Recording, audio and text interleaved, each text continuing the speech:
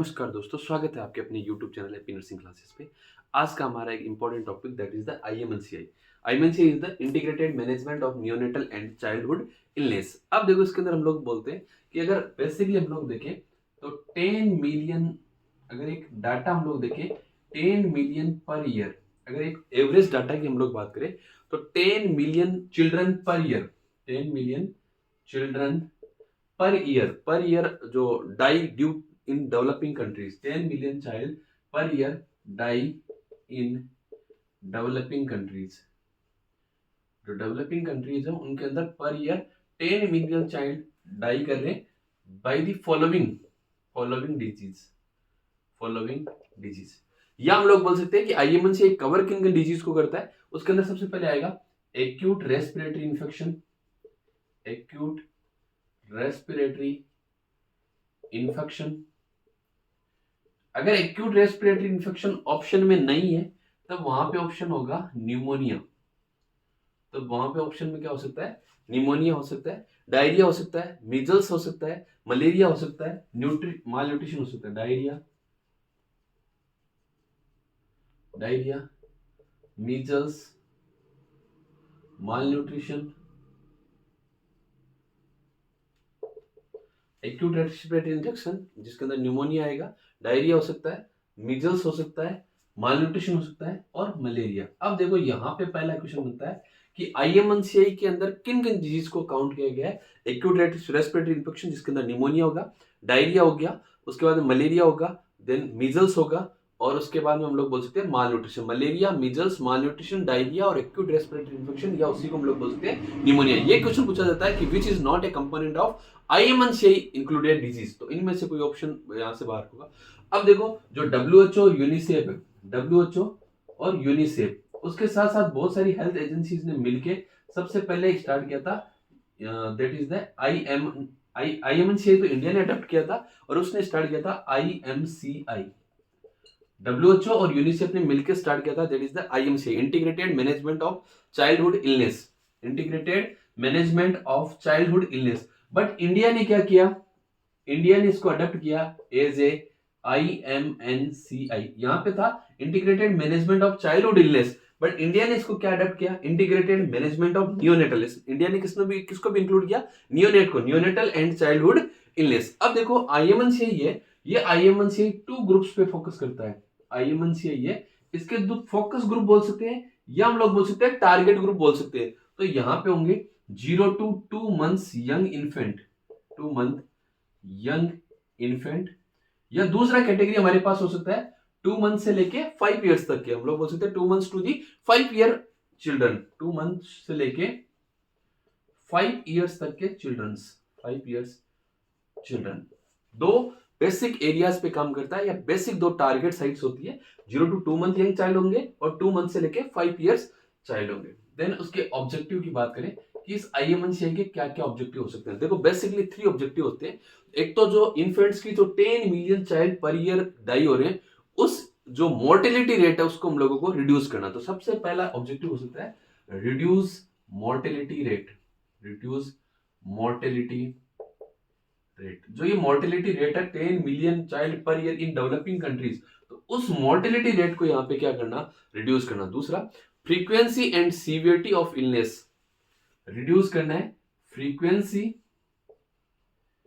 And severity of illness and disability, reduce frequency and severity of illness and disability. कोई भी illness की उसकी recurrence frequency को, उसकी सीवियरिटी को, और उस इलनेस की वजह से कोई डिसेबिलिटी हो रही है उसको हम लोगों को रिड्यूस करना है। दूसरा हम लोग बोल सकते हैं improve growth and development during the first 5 years. हम लोग बोल सकते हैं इंप्रूव किसको करना है? Improve growth and development in the initial 5 years of life. जो बच्चे की 5 इयर्स की जो लाइफ है उसके अंदर उसका ग्रोथ एंड डेवलपमेंट है, उसको हम लोगों को यहाँ पे इंप्रूव करना है। देन उसके बाद हम लोग बोले कि आईएमसीआई की कंपोनेंट्स अगर हमसे पूछे कि what are the components of IMCI, देखो ऑब्जेक्टिव अगर हमसे पूछे तो 3 ऑब्जेक्टिव होंगे। मोर्टेलिटी को रिड्यूस करना है, दूसरा हम लोगों को फ्रीक्वेंसी, सीवियरिटी और डिसेबिलिटी को रिड्यूस करना है, और इंप्रूव करना है ग्रोथ एंड डेवलपमेंट। अब हम लोग बात करते हैं कि अगर इसके कंपोनेंट्स अगर हमसे कोई पूछे कि व्हाट आर द कंपोनेंट्स, देखो हमने बोला कि 5 डिजीज को हम लोग यहाँ पे इंक्लूड कर रहे हैं। डब्ल्यूएचओ और यूनिसेफ ने आईएमसीआई स्टार्ट किया था, इंडिया ने इसको अडॉप्ट किया था आईएमसीआई के जैसे। और इसके जो टारगेट ग्रुप है, उस टारगेट ग्रुप के अंदर दो तरह के ग्रुप है। एक तो वो इन्फेंट्स जो 0 to 2 मंथ्स के, दूसरा एज ग्रुप क्राइटेरिया हमारे पास है दैट इज द 2 मंथ से लेके 5 इयर्स का। अब देखो हम लोग इसके कंपोनेंट्स की बात करें तो इसके बेसिकली 3 कंपोनेंट्स है हमारे पास। कंपोनेंट्स की बात करें तो यहाँ पे 3 कंपोनेंट्स हैं। जो फर्स्ट कंपोनेंट है हमारे पास that is the health worker component, that is the health worker component, health worker component. In this health worker component के अंदर हम लोग क्या करते हैं, देखो सबसे पहले हम लोग करते हैं कि जो हेल्थ वर्कर्स है उनकी स्किल्स को इंप्रूव करना, इंप्रूव स्किल्स। और हम लोग जब स्किल की बात करेंगे तो 2 तरह से स्किल्स हम लोग इंप्रूव कर सकते हैं, एक गाइडलाइंस के थ्रू, एक ट्रेनिंग के थ्रू। एक हम लोग उनको गाइड कर सकते हैं, गाइडलाइंस के थ्रू कर सकते हैं। दूसरा हम लोग बोल सकते हैं स्किल्स के थ्रू, उनको हम लोग स्किल ट्रेनिंग देके, गाइडलाइंस प्रोवाइड करके हम लोग उनकी स्किल्स को इंप्रूव कर सकते हैं। इसके अलावा हम लोग बोल सकते हैं इन दोनों की वजह से क्या होगा, स्किल्ड केयर मैनेजमेंट। इसके दोनों की वजह से क्या देखने मिलेगा, स्किल्ड केयर मैनेजमेंट। इन दोनों की वजह से क्या देखने मिलेगा, स्किल केयर मैनेजमेंट। तो सेकंड कंपोनेंट हमारे पास यहाँ पे आएगा that is the improvement in overall health system, improvement in overall health system. Overall जो हेल्थ सिस्टम है उसके अंदर इंप्रूवमेंट करना। अब देखो इसके अंदर हमारे पास क्या होगा, सबसे पहले सुपरविजन और मॉनिटर करना है हमें, सुपरविजन करना है, सुपरविजन एंड मॉनिटर। सुपरविजन और मॉनिटर हम लोग किसका कर सकते हैं, असेंशियल ड्रग्स का। हम लोग किसका कर सकते हैं, असेंशियल ड्रग्स का। हम लोग बोल सकते हैं असेंशियल ड्रग्स का सुपरविजन एंड मॉनिटर करना है। और सुपरविजन और मॉनिटर किसका करेंगे, असेंशियल ड्रग्स का। ये असेंशियल ड्रग्स का कौन करेंगे, हेल्थ वर्कर्स। कौन करेगा, हेल्थ वर्कर्स। जो हेल्थ वर्कर्स है वो इनका सुपरविजन करेंगे, मॉनिटर करेंगे असेंशियल ड्रग्स का। उसके अलावा क्या करेंगे, अगर रेफरल की नीड है तो आइडेंटिफाई रेफरल्स, तब हम लोग बोल सकते हैं आइडेंटिफाई रेफरल्स।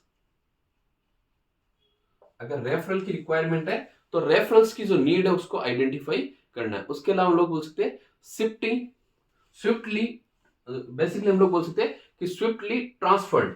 अगर ट्रांसफर करना है, स्विफ्टली ट्रांसफर्ड। अगर ट्रांसफर की रिक्वायरमेंट है तो ट्रांसफर करना है। देन उसके बाद लास्ट वन हम लोग यहाँ पे देखेंगे रेफरल सेंटर्स। और किसकी तरफ भेजेंगे, रेफरल सेंटर्स की तरफ।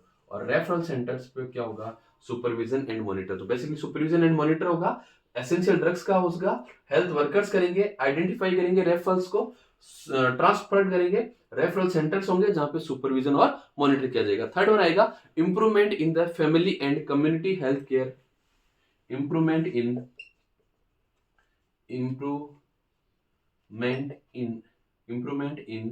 Community health care and improvement in family and